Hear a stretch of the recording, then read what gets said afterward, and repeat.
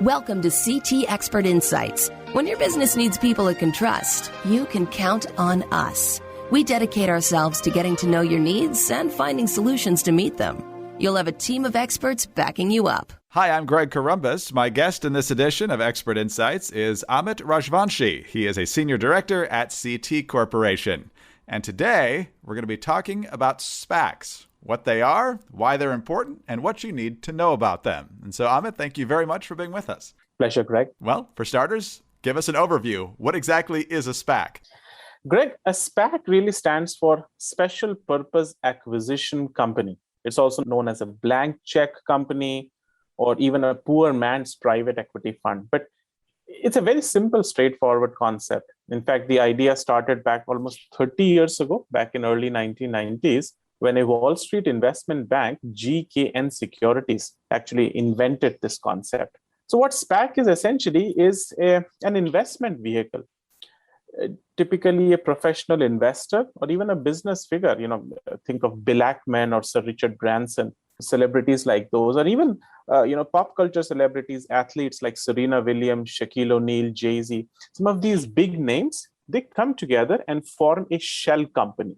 Now, at this stage, when they form the shell company, this SPAC, the Special Purpose Acquisition Company, really has no commercial operation. It's just an idea. It makes no products. It does not sell anything.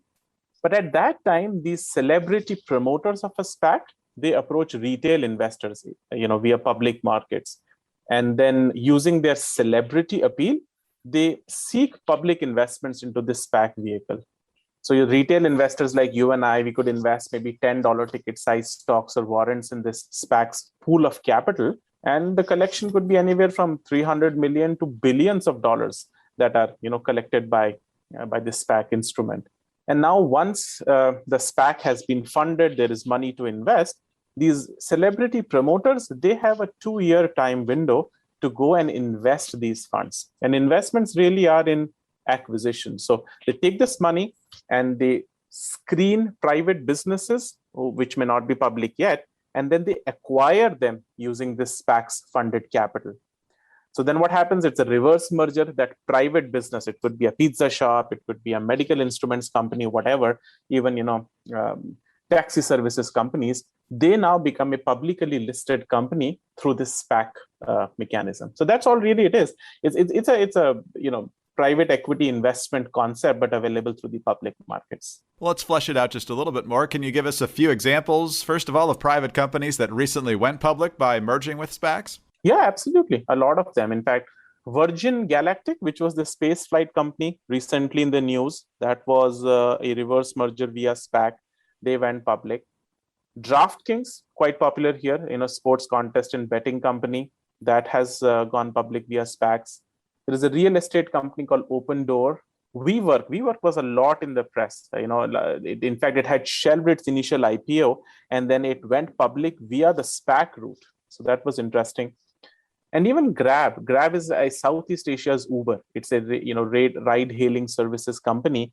It went public through a SPAC merger, and that was billions of dollars. I think 30 or 40 billion dollar worth of SPAC is what Grab went with. So these are some known famous examples, but many more examples of businesses in all sectors going public via SPACs. It's fascinating to look at some of the ideas and issues and concepts that are getting a lot of attention these days as a result of where we are in our society and in the wake of the pandemic right now. It's not surprising that some of those places are going public and going strong. But how is it, Amit, that a SPAC is a faster path to public markets than perhaps a more traditional approach? The traditional initial public offering process is generally very arduous because there is a lot of regulations and governance and control from the Securities and Exchange Commission. So typically, if you look at an IPO, a company has to be in operation, ideally profit-making and, a viable, thriving business before a company typically goes through an IPO and gets listed on the public markets.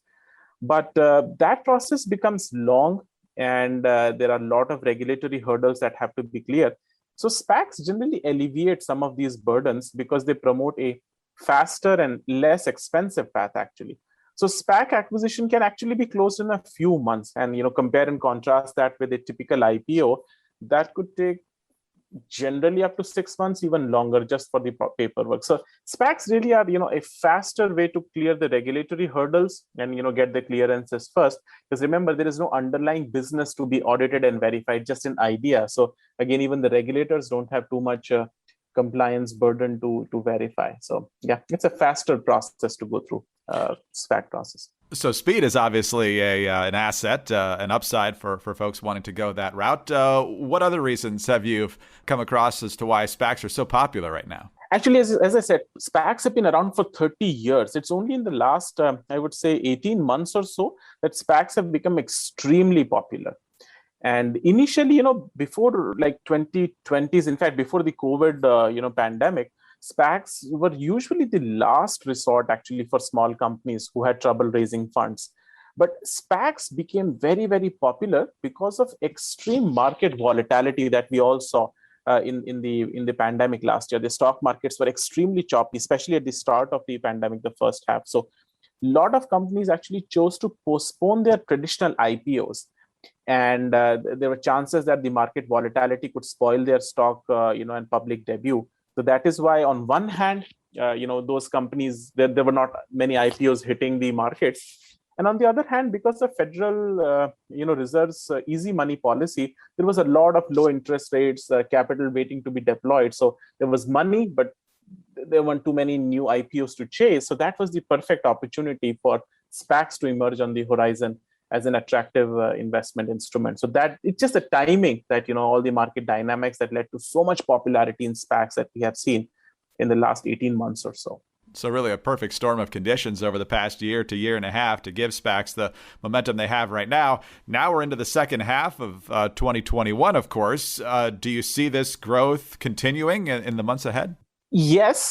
See, SPACs have had a very strong growth in the last 18 months. In fact, year to date, June, they have raised almost $117 billion through public capital new activity. But activity is slowing down. See, Greg, there are two parts to it. One is raising the capital, and the second is deploying that capital. So yes, raising the capital, i.e. new IPO issues, will slow down.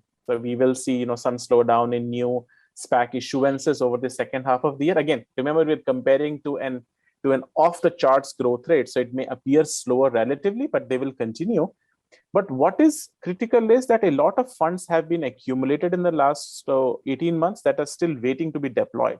So the M&A activity, which is the long tail of these investments, will continue very strong in the second half of this year. So all in all, we are going to continue to see a lot of strong growth in both capital raising and investment, not just in the second half of 2021, but also maybe into 2022 and even beyond, who knows. We're talking with Amit Rajvanshy. He's a senior director at CT Corporation. We're talking about the concept known as SPAC, Special Purpose Acquisition Companies, and why they're so popular and attractive right now. So we've talked a lot about the upsides, Amit. Let's talk about some of the risks that come with investing in SPACs. What do folks need to know on that front? As a retail investor, I think you need to be aware that there are some structural defects or limitations, I should rather say, in the construct of SPAC itself, which a retail investor should be aware of. So to start with, one, there is a strong possibility of equity dilution, because what happens is that all these celebrity promoters or business figures who are floating this SPAC, they tend to charge what is called a promote equity, and that could be almost up to 20% of the fund sometimes that's raised, and that could be issued to founders at a very nominal value. So in some sense, there is upfront loading of returns that celebrities take regardless of the outcome of the investment. So that's kind of it comes out of the returns of the investor. That's one. Two, the SPAC sponsors generally have to find a workable acquisition within 2 years. Otherwise, they have to return the funds back to the public, or maybe 3 years at max. So the time constraint sometimes becomes a disincentive, and the promoters can negotiate a less than best acquisition deal for their investors. So that time pressure sometimes leads to issues.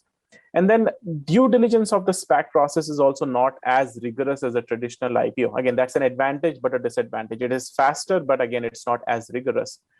So a lot of times SPACs, end up bringing a lot of early stage, much riskier companies to the public market through acquisitions, which then exposes the ultimate investors, the retail investors, to the risk. So no wonder the actual returns that SPACs had generated up until this new era, COVID 2020 and before that, the average returns were much lower. But hopefully now, I think with a little more regulatory oversight that we are seeing, we may see better returns for SPAC investors. So it's all in all, I think retail investors should make an informed, judicious decision of investing their capital in SPACs.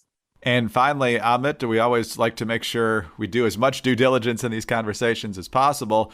What SPAC compliance considerations should folks know about? So again, regulatory compliance professionals, whether they're law firms, internal corporate legal departments, accountants, I would say there are two buckets or two segments of compliance considerations. One is a whole set of rules that come with the SEC enforcement. So there are capital market controls and Securities and Exchange Commission that has enforcement and compliance rules, which are essentially related with the IPO, the public offering. But before that, and regardless of that, I should say, there is a whole set of legal entity compliance burden that SPACs have to carry, and law firms and legal entity professionals have to discharge that, which could include setting up a legal entity, the formation itself, appointment of a registered agent, just keeping the SPAC in a good standing, because again, a small mistake of not keeping the SPAC in a good standing could actually have significant repercussions in a short time frame. So making sure annual reports are filed on time. And once the mergers and acquisitions have been completed, all the follow-up paperwork required with merger filings, etc., has to be also completed. So the traditional burden of keeping, maintaining, forming, and even dissolving a legal entity are very, very critical. And given the public market exposure, it becomes even more sensitive to ensure that compliance burden is professionally discharged. And CT Corporation can help with that, correct? Yes. We have a full suite of services around from the birth and conception all the way to the end. In fact, we're the market leader in this space providing these services. So absolutely, you should reach out to one of our professionals who can advise you, help you along the entire journey, wherever you are on the entity compliance side. Fascinating to watch and better understand these developing trends. Amit, thank you very, very much for being with us. Greg, thank you so much. It's been a pleasure. Amit Rajvanshy is a senior director at CT Corporation. I'm Greg Corombos, and for more information on this topic, please call CT at 844-787-7782 or visit ctcorporation.com. With 125 years of experience, CT is here to help you at every stage of the business life cycle.